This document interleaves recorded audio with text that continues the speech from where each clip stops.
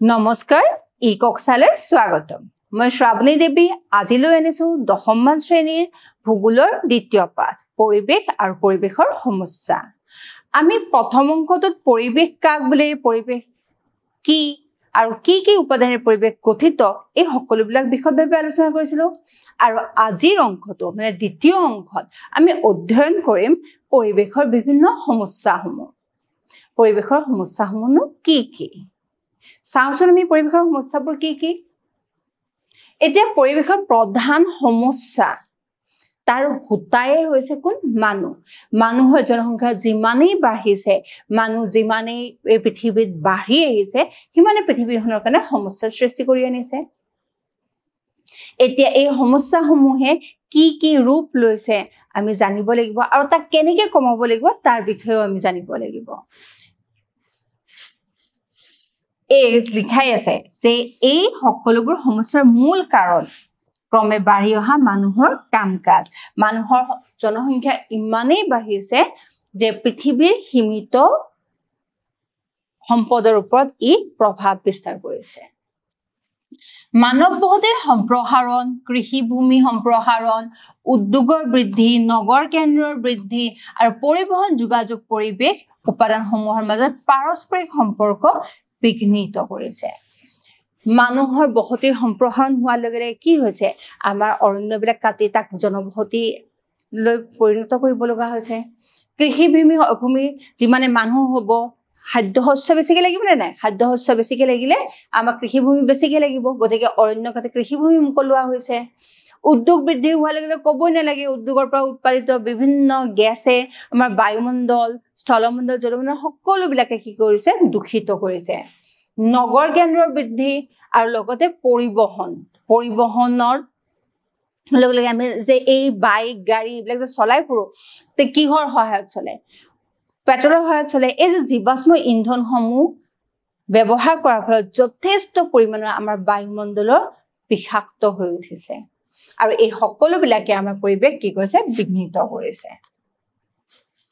নানা ধৰণৰ প্ৰদূষণ মৰুকৰণ ভূমিক্ষয় গোলকীয় উষ্ণতা বৃদ্ধি কৃত্ৰিম বানপানী সাগৰৰ জলপৃষ্ঠ বৃদ্ধি ইত্যাদি প্ৰধান সমস্যাই মানুহ আৰু জীৱ জগতৰ যথেষ্ট ক্ষতি সাধন কৰিছে এতিয়া নানা ধৰণৰ প্ৰদূষণ মানে আমি শব্দটো ব্যৱহাৰ কৰিছো যেতিয়া কি হয় প্ৰদূষণ যিটো পৰিমাণে প্ৰকৃতিত থাকিব লাগিছিল তাতকে যদি বেছি বা কম বা যদি দূষিত হয় হে আছে প্ৰদূষণ এতিয়া প্ৰদূষণ এটা ডাঙৰ সমস্যা লগতে মৰুকৰণ আমাৰ গছবিলাক কাটি থকাৰ ফলত কি হৈছে মৰুকৰণ আৰম্ভ হৈছে গছৰ নথকাৰ কাৰণে ভূমিক্ষয় হৈছে আৰু গোলকীয় উষ্ণতা বৃদ্ধি হৈছে কৃত্ৰিম বানপানীৰ সৃষ্টি হৈছে আৰু এই গোটেইবিলাক কাৰকৰ ফলত গোলকীয় উষ্ণতাৰ ফলত কি হৈছে সাগৰৰ জলপৃষ্ঠ বৃদ্ধি হৈছে কাৰণ আমাৰ মেৰু অঞ্চলত বৰফ গলিবলৈ লৈছে আৰু এই সকলোবিলাকে আমাক জীৱ জগতক কি কৰিছে যথেষ্ট ক্ষতি সাধন কৰিছে আৰু আমি যদি আমাৰ কাম-কাজবিলাকক এতিয়াই নিয়ন্ত্ৰণ নকৰো তো অদূৰ ভৱিষ্যতে পৃথিৱীত হয়তো কোনো জীৱ জীয়াই নাথাকিব আৰু জীৱ জীয়াই থাকিব পৰা পৰিৱেশো নাথাকিব এতিয়া প্ৰদূষণনো কি ক্ষতিকাৰক পদাৰ্থৰ দ্বাৰা পৰিৱেশ দূষিত হোৱা প্ৰক্ৰিয়া যে যিকোনো ক্ষতিকাৰক বা হানিকাৰক পদাৰ্থ যদি পৰিৱেশত মিহলি হয় তেতিয়া কি হয় পৰিৱেশ দূষিত হয় এতিয়া প্ৰাকৃতিকভাৱে যদি পৰিৱেশত কিবা প্ৰদূষিত পদাৰ্থ মিহলি হয় তেতিয়া প্ৰকৃতিয়ে সেইবিলাক নাইকিয়া কৰিব পাৰে কিন্তু আমাৰ বৰ্ধিত মানুহৰ কাম-কাজে কি কৰিছে প্ৰকৃতি বেছি প্ৰদূষিত কৰি তুলিছে বহুতো মানৱ সৃষ্ট পদাৰ্থ পৰিৱেশত অত্যাধিক মাত্ৰা যোগ কৰিলে জীৱজগতখন ক্ষতি হ'ব পাৰে আৰু তাকে হৈ আছে আৰু এনে পদাৰ্থক প্ৰদূষক বুলি কোৱা হয় যিয়ে আমাৰ পৰিৱেশ বিনষ্ট কৰে তাকে প্ৰদূষক বুলি কোৱা হয় ভূমি পানী আৰু বায়ু প্ৰদূষণ মানুহ আৰু অন্যান্য জীৱৰ ক্ষতি কৰিব পাৰে এই তিনিবিধ উপাদানৰ প্ৰদূষণে বৰ্তমান বিশ্বজুৰি এক ভয়াৱহ সমস্যাৰ সৃষ্টি কৰিছে মাটি প্ৰদূষণ কি মাটি প্ৰকৃতিৰ এক গুৰুত্বপূৰ্ণ উপাদান এই মাটি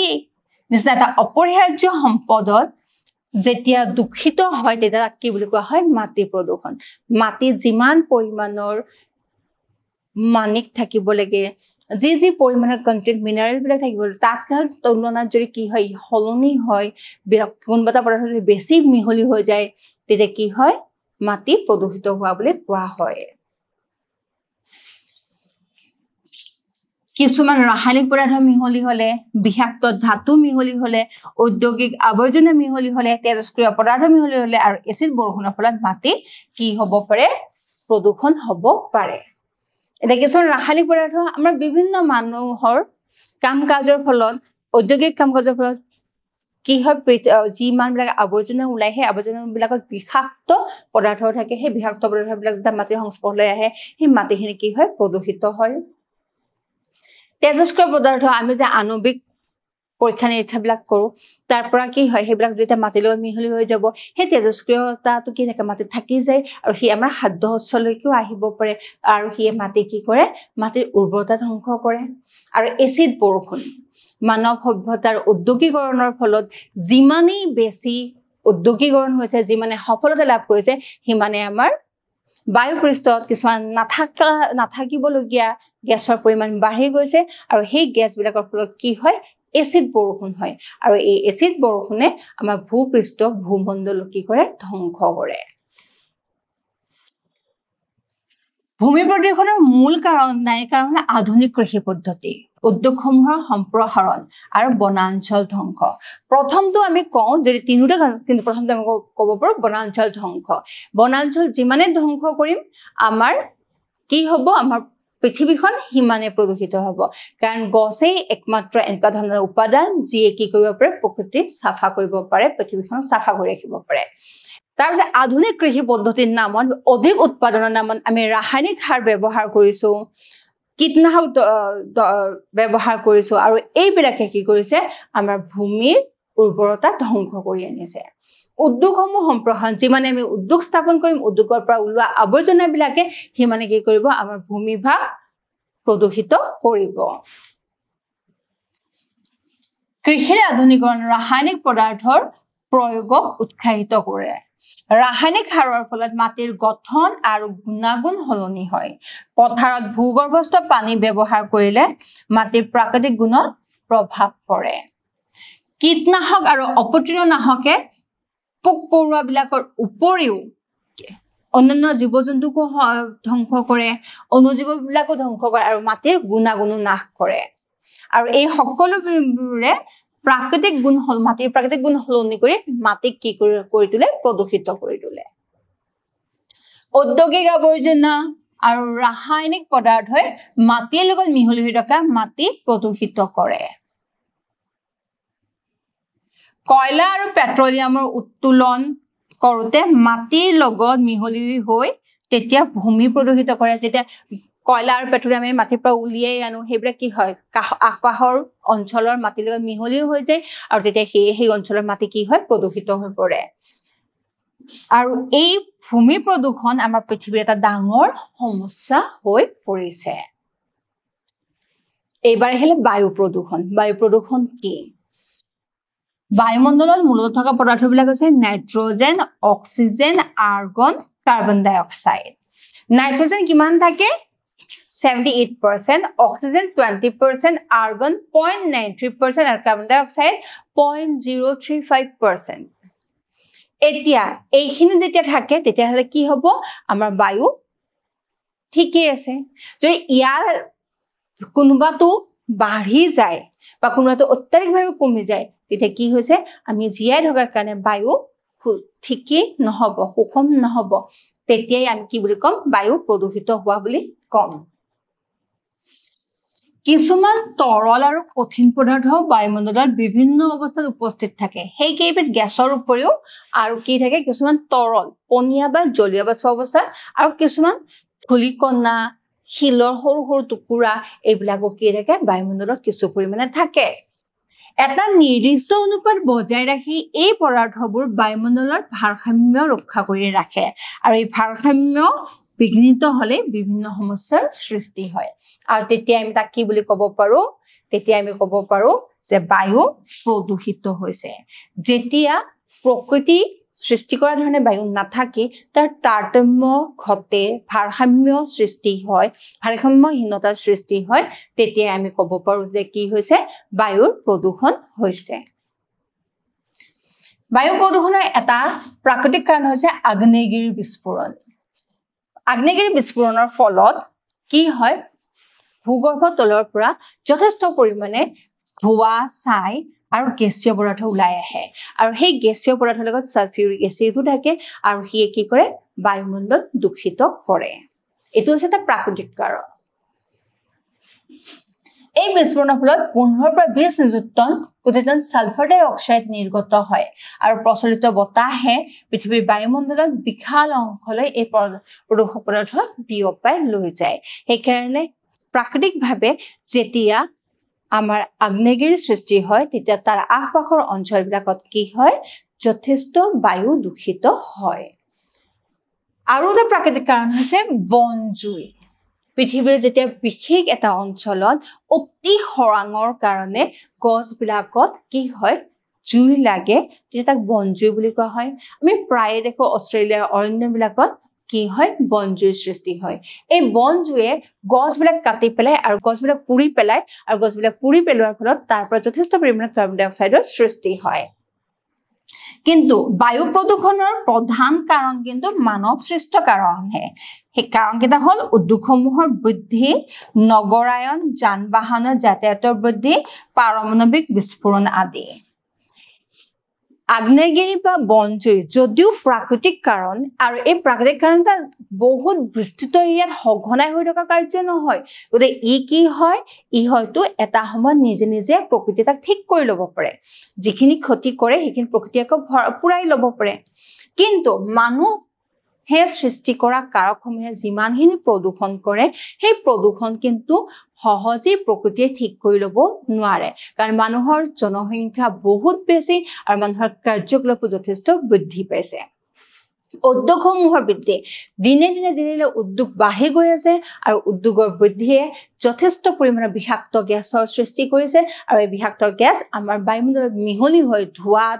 ধূলিকণা আদিৰ লগত মিহলি হৈ পেলাই কি কৰিছে আমাৰ বায়ুমণ্ডলত এটা অবৰ্ণনীয় পৰিস্থিতিৰ সৃষ্টি কৰিছে।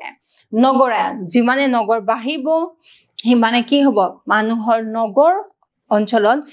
যিবিলাক বেসিক ফেচিলিটিজ আছে এসি হওক ফ্ৰিজ হওক সেইবিলাকৰ ব্যৱহাৰ বেছি বাঢ়ে আৰু সেইবিলাকে কি কৰে আমাৰ বায়ুমণ্ডলত ক্ষতিকাৰক কিছুমান গেছৰ সৃষ্টি কৰে। যান-বাহনৰ যাতায়াতৰ বৃদ্ধি নগৰায়নৰ লগত মানে কেঁচা সম্পৰ্ক আছে, কাৰণ নগৰায়নৰ হোৱাৰ লগে লগে কি হ'ব আমাৰ যাতায়াত ব্যৱস্থা বেছি উন্নত হ'ব। যাতায়াত ব্যৱস্থা উন্নত হোৱাৰ লগে লগে পৰিবহন ব্যৱস্থা কি হ'ব জীৱাশ্ম ইন্ধনৰ ব্যৱহাৰ হ'ব আৰু জীৱাশ্ম ইন্ধনে কি কৰিব আমাৰ বায়ু প্ৰদূষিত কৰিব। আৰু পাৰমাণৱিক বিস্ফোৰণ এটা নতুন আধুনিক পৃথিৱীৰ এটা ভয়ানক সমস্যা, কাৰণ প্ৰত্যেকখন দেশে নিজকে শক্তিশালী কৰি তুলিব খোজে আৰু সেই কাৰণে পাৰমাণৱিক অস্ত্ৰ যোগাৰ কৰিছে আৰু পাৰমাণৱিক বিস্ফোৰণবিলাক কৰাৰ ফলত যি তেজস্ক্ৰিয়তা বায়ুত মিহলি হৈ যায় সেয়া আমাৰ ভৱিষ্যতৰ জীৱকুল ধ্বংস কৰাৰ কাৰণে অতি বস্তু। ইউৰোপত ঔদ্যোগিক বিপ্লৱ আৰম্ভ হোৱাৰ পিছতে বায়ুমণ্ডল প্ৰদূষিত হ'বলৈ ধৰিলে। জীৱাশ্ম ইন্ধনৰ ব্যৱহাৰ বৃদ্ধিয়ে বায়ুমণ্ডলত ক্ষতিকাৰক গেছ যোগ কৰিছে। Carbon monoxide, nitrogen oxide, hydrocarbon, sulphur dioxide ইত্যাদি এইবিলাক হৈছে আমাৰ জীৱাশ্ম ইন্ধন ব্যৱহাৰ কৰাৰ ফলত আমাৰ নগৰায়নৰ কাৰণে ব্যৱহাৰ হোৱা বিভিন্ন আমাৰ সুবিধাবিলাকৰ পৰা এই ক্ষতিকাৰক গেছবিলাক কাৰ্বন মনক্সাইড। এনেকুৱা কোৱা হয় যে কাৰ্বন মনক্সাইড যদি বেছি সময় লৈ থকা হয় মানুহ এজনৰ কি হ'ব সাফোকেশন হ'ব আৰু মানুহ এজন 1 ঘণ্টাৰ ভিতৰতে মৰি যাব পাৰে। Nitrogen oxide, carbon hydrocarbon, sulphur dioxide এই সকলোবিলাক আমাৰ মানৱ দেহৰ কাৰণে অতি ক্ষতিকাৰক আৰু এইবিলাকে জীৱাশ্ম ইন্ধনৰ বেছি ব্যৱহাৰৰ ফলত সৃষ্টি হয়। এচিড বৰষুণ মানুহৰ কাৰ্যৰ আটাইতকৈ ভয় লগা কথা হ'ল এচিড বৰষুণ। যিমানে উদ্যোগীকৰণ বেছি হ'ব সিমানে কি হ'ব এচিড বৰষুণৰ মাত্ৰা বাঢ়িব। পশ্চিম ইউৰোপ আমেৰিকা যুক্তৰাষ্ট্ৰ পূব কানাডাৰ ঔদ্যোগিক অঞ্চলসমূহত উল্লেখযোগ্য সমস্যাৰ সন্মুখীন হৈছে এই এচিড বৰষুণ এই অঞ্চলবিলাকত যথেষ্ট উদ্যোগ আছে আৰু এই উদ্যোগবিলাকে কি কৰে বিষাক্ত সালফাৰ ডাই অক্সাইড উৎপাদন কৰে আৰু বায়ুমণ্ডলত এৰি দিয়ে যেতিয়া বায়ুমণ্ডলত সালফাৰ ডাই অক্সাইডৰ পৰিমাণ বেছি হয় সেই পিছৰে কি কৰে এচিড বৰষুণৰ সৃষ্টি কৰে এচিড বৰষুণে কি কৰিব পাৰে বনাঞ্চল ধ্বংস কৰিব পাৰে ই জলাশয়ৰ পানী প্ৰদূষিত কৰিব পাৰে এইবাৰ আহিলে পানী প্ৰদূষণ স্থলমণ্ডল প্ৰদূষণ বা মাটি প্ৰদূষণ বায়ু প্ৰদূষণ দুটা হোৱাৰ পিছত পানীটো প্ৰদূষিত হ'বয়ে উদ্যোগ যিমানবিলাক বহুৱা হৈছে এই উদ্যোগৰ পৰা যিবোৰ নিষ্কাশিত যিবিলাক পানী সেই পানীবিলাক ক'ত হ'ব আমাৰ জলমণ্ডলত বা পানী মিহলি হৈ যাব নগৰ অঞ্চলৰ পৰা ড্ৰেইনেৰে অহা পানীবিলাক নলা নৰ্দমাৰে অহা পানীবিলাক ক'ত হ'ব আমাৰ জলমণ্ডলত ব্যৱহাৰ মিহলি হৈ যাব আৰু এই সকলোবিলাকে কি কৰিব আমাৰ পানীৰ গুণগত মান সলনি কৰি আনিছে আৰু পানীৰ গুণগত মান ধ্বংস কৰিছে আৰু তেতিয়া কি হৈছে পানী প্ৰদূষিত হৈছে জল প্ৰদূষণ মানে কিছুমান প্ৰদূষক মিশ্ৰণৰ বাবে পানীক ব্যৱহাৰ কৰিব নোৱাৰা অৱস্থা মানুহৰ বহতি উদ্যোগ আৰু কৃষিৰ আৱৰ্জনা পানীৰ উৎসৰ সৈতে মিহলি হলে পানী প্ৰদূষণ হয় আৰু যাৰ ফলত পানীৰ উৎস দূষিত হয় আৰু প্ৰদূষিত পানীয়ে উদ্ভিদ আৰু প্ৰাণী দুয়োটাৰ কাৰণে ক্ষতিকাৰক উত্তৰ ভাৰতৰ মাজেৰে বৈ যোৱা গংগা নদী এইটো ফটোত চোৱা গংগা নদী এটা ভয়ানকভাৱে প্ৰদূষিত হৈছে চাৰিওফালৰ পৰা কি হৈছে গংগা নদীত নগৰবিলাকৰ আৱৰ্জনা আহি পৰে আৰু তাৰ ফলত এই পবিত্ৰ নদীখন কি হৈ পৰিছে প্ৰদূষিত হৈ পৰিছে আমেৰিকাৰ এক সমীক্ষাত প্ৰকাশ পাইছে যে আমেৰিকাৰ সৰ্বমুঠ নদী দৈৰ্ঘ্যৰ কিমান কৃষি সম্পৰ্কীয় কাৰকে 55% কি কৰে নদী প্ৰদূষিত কৰে চহৰসমূহৰ আৱৰ্জনাই 16% কৰে খনন প্ৰক্ৰিয়াই 13% কৰে আৰু গৃহ নিৰ্মাণ কাৰ্যকলাপে 13% কৰে মানে আমেৰিকাৰ গোটেই নদীবিলাকৰ কোনে কিমানখিনি প্ৰদূষিত কৰে যে কৃষি সম্পৰ্কীয় কাৰ্য মানে কৃষিত ব্যৱহাৰ হোৱা সাৰ কীটনাশক দ্ৰব্যই নদীবিলাকৰ 55% পানী প্ৰদূষিত কৰে চহৰসমূহৰ পৰা ওলোৱা আৱৰ্জনাই 16% খনন প্ৰক্ৰিয়াই 13% আৰু গৃহ নিৰ্মাণৰ কাৰ্যকলাপেও 13% প্ৰদূষিত কৰে চীনৰ 22খন চহৰৰ লগতে 300ৰো অধিক উদ্যোগে ইয়াংচি নদীৰ পানী প্ৰদূষিত কৰিছে নগৰ আৰু ঔদ্যোগিক আৱৰ্জনাই গুৱাহাটী চহৰৰ মাজেৰে বৈ যোৱা ভৰলু নদীৰ প্ৰদূষণ সৃষ্টি কৰিছে আৰু ভৰলু নদীৰ অৱস্থাটো সবে গমেই পাইছে এইটো নদী নহয় নতুন জেনেৰেশ্যনক আমি ক'ব লাগিব এইটো এটা নদী কাৰণ সবে সেইটো নৰ্দমা বুলিয়ে ভাবে এই নদীসমূহ পৰিষ্কাৰ কৰি প্ৰদূষণমুক্ত কৰিবলৈ এটা বৃহৎ প্ৰত্যাহ্বানৰ সন্মুখীন হ'ব লগা আছে দেশবিলাক আৰু তাৰ কাৰণে আমি জনসাধাৰণো কি হ'ব লাগিব জনসাধাৰণে জানিব লাগিব যে কোনবিলাক বস্তু আমি পানীত পেলাব লাগে কোনবিলাক বস্তু পেলাব নালাগে আমি কেনেকৈ প্ৰদূষণৰ মাত্ৰা ৰোধ কৰিব পাৰো এইবিলাক আমি জানিব লাগিব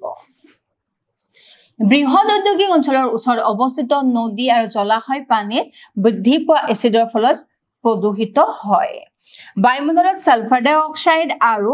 নাইট্ৰজেন অক্সাইডৰ উপস্থিতিয়ে এচিড বৰষুণৰ সৃষ্টি কৰিব পাৰে আৰু জলভাগ প্ৰদূষিত কৰে পানীত এচিডৰ পৰিমাণ বৃদ্ধি হলে বহুতো জলজ উদ্ভিদ আৰু প্ৰাণী বিলুপ্ত হ'ব পাৰে আৰু বিভিন্ন কাৰণত মহাসাগৰৰ পানীবিলাকো প্ৰদূষিত হৈছে এইবিলাক আছে ঔদ্যোগিক আৱৰ্জনা বিভিন্ন নদ নদীয়ে কি কৰিছে নদ নদীৰ পানী গৈ পেলাই সাগৰত পৰিছে গতিকে সেই সাগৰ মহাসাগৰবিলাকে কি হৈছে ঔদ্যোগিক আৱৰ্জনা পাইছে তেল জাহাজ ডাঙৰ তেল কঢ়িওৱা জাহাজবিলাক যে দুৰ্ঘটনা হয় সেই তেলবিলাক কি হয় পানীত মিহলি হৈ যায় তেতিয়াও কি হ'ব তেতিয়াও পানী প্ৰদূষিত হ'ব এই জল প্ৰদূষণে মানুহৰ স্বাস্থ্য আৰু মাটিৰ উৰ্বৰতাৰ ওপৰত বিৰূপ প্ৰভাৱ পেলাইছে আৰু এই প্ৰদূষণ এতিয়া আমাৰ কাৰণে এটা ভয়াৱহ সমস্যাৰ সৃষ্টি কৰিছে এতিয়া আহিলে প্ৰশ্নৰ সময় আমি নিজকে প্ৰশ্ন কৰচোন কিমানখিনি আমি বুজি পাইছো এচিড বৰষুণ হোৱাৰ বাবে দায়ী গেছ দুবিধ কি